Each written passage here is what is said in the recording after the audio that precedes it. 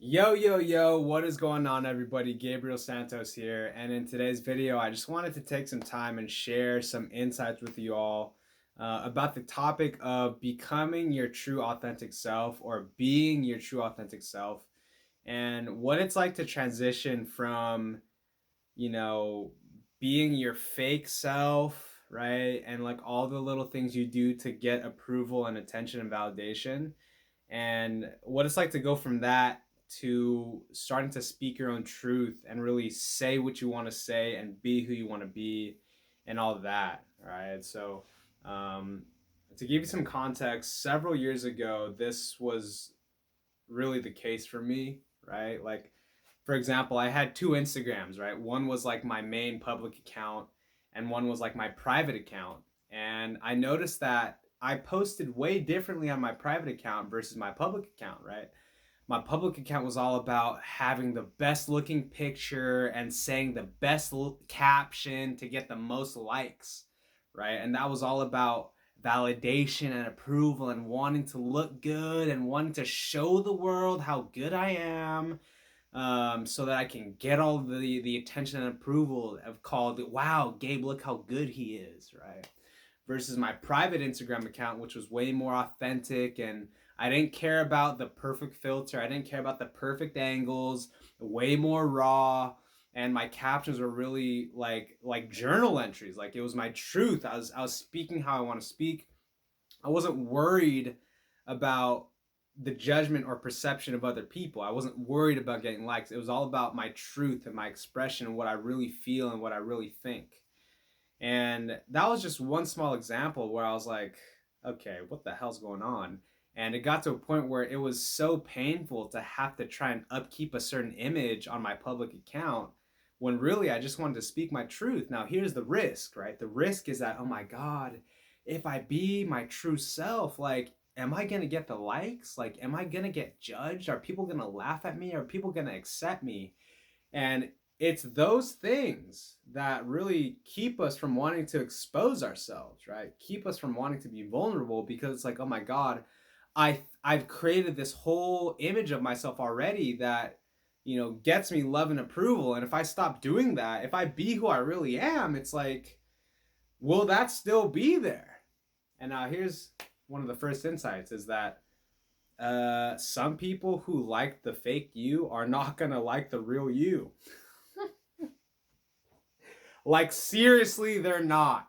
Okay, and the reality is this though is that it feels way better to be yourself and be hated for being yourself than to be loved for someone you're not, right? Because the ultimate sacrifice is your truth, right? Like, yes, it's nice to have the approval and the attention and like the fake love, right? But all throughout your life, throughout your day, you're with yourself. And it's like, wow, I don't even like myself because on a subconscious level, it's like, oh, I'm not worthy of being myself, right? Because I fake who I am in order to get the love from other people, right? So subconsciously, you're telling yourself, oh, I don't deserve to be myself because myself isn't good enough, right? And so the irony is that we withhold our true selves because we think it's not good enough for other people. But the person that gets fucked up the most is ourselves because we're telling ourselves we're not worthy to be ourselves for ourselves. And so the real transition is to realize that the person, the acceptance, approval, and validation and worthiness you're looking for the most is within. Now, I know that's so common, and of course, that's the answer, but that's the truth.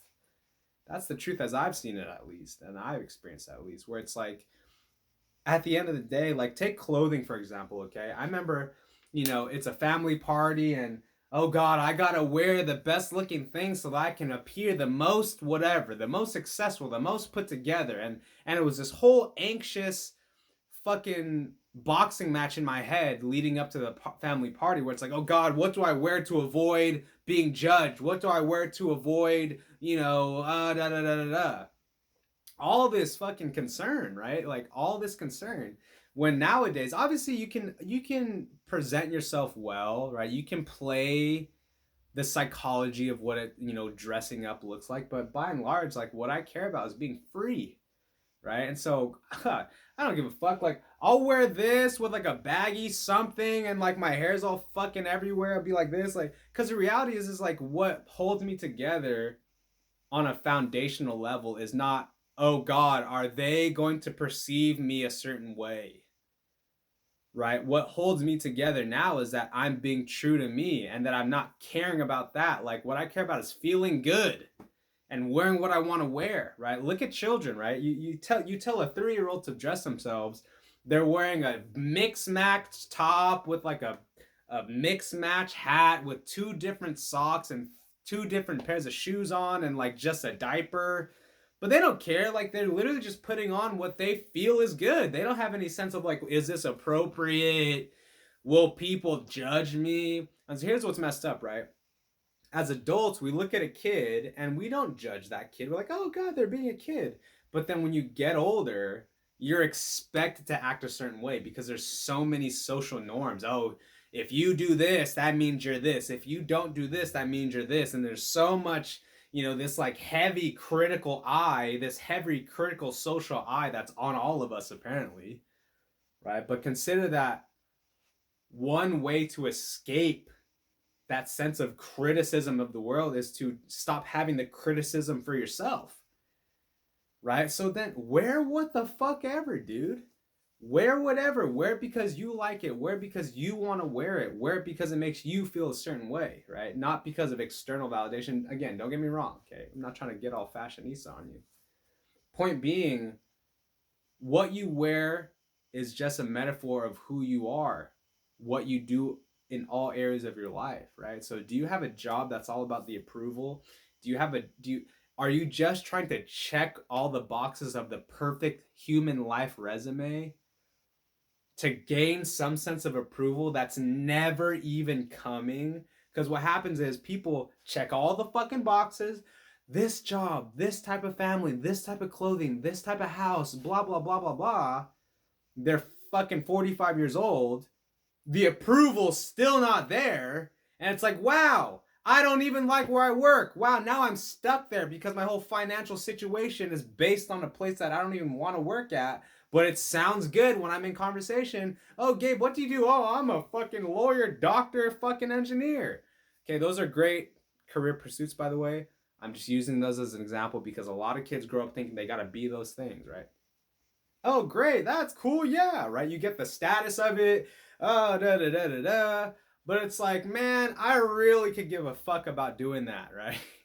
And so, what do you actually care about? Obviously, we have to be practical, right? Rent, bills, survival needs. I get all that, but consider that a lot of people are chasing this BS script called I have to be these things in order to get the social approval of the gods.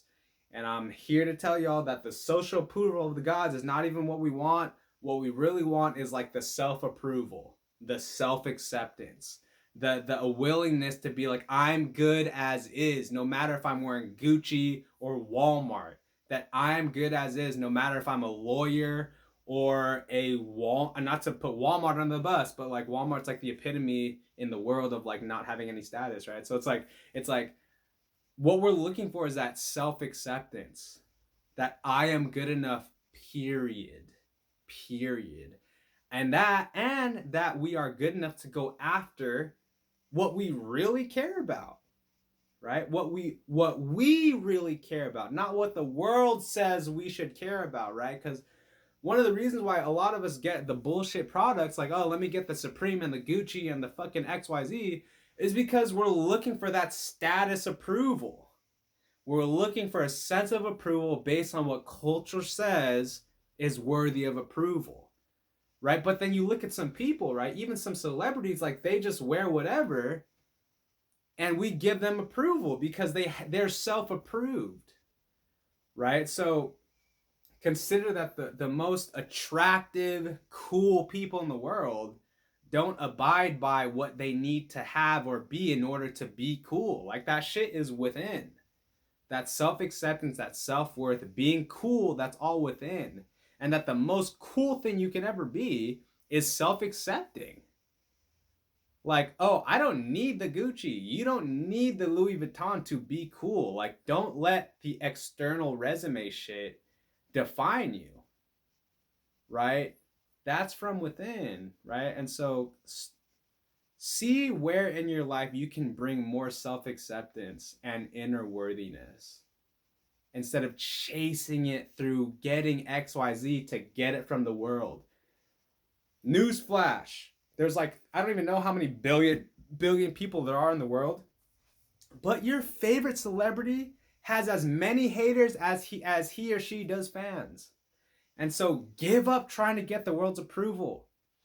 Be willing to show up as you and accept who shows up to support you and accept who shows up to give you hate.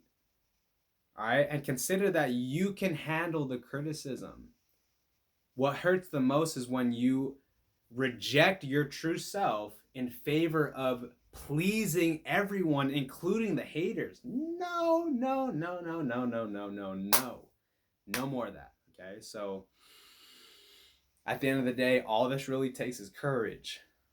Courage to be willing to just accept, like, I am who I am, yo. Hate me, love me, I don't care, right? At the very least, you can look yourself in the mirror and be like, hey, at least we got each other, bruh, right? Talking to yourself, right? And so consider, like I've said all this video, that what you really are looking for is self-acceptance, self-love, self-worthiness, okay? And what doesn't work is chasing the carrot on a stick. All right? And just the sooner you can accept that chasing the carrot on a stick will never get you what you're looking for, the faster you can get what you're really looking for. Sooner, right? You don't got to wait till you're 50 and be like, I jumped through all the hoops. I can't tell you how many times I've spent time with older people, 40, 50, 60, being like, wow, I jumped through all the hoops and I still wasn't, it's not what I really was looking for. And they always come at me and they look at me, Gabe, you're so lucky that you figured this out at a young age, Gabe. It's not about figuring anything out, guys. It's about looking at people and modeling your life after people who have the self-acceptance. And you don't have to wait till you're 60. You could literally be 16, all right? That's it. All right. Rant over. Shout out Kobe. Shout out Tony. That's where this is from. Tony Robbins. Shout out the color red. That's blue. Shout out the red. Anyways, y'all. I hope this video found you well. Appreciate you all as always. Always appreciate all the comments, all the messages. Shout out to all my clients. Holy shit. I love you guys so much. And I'll see you all in the next video. Peace.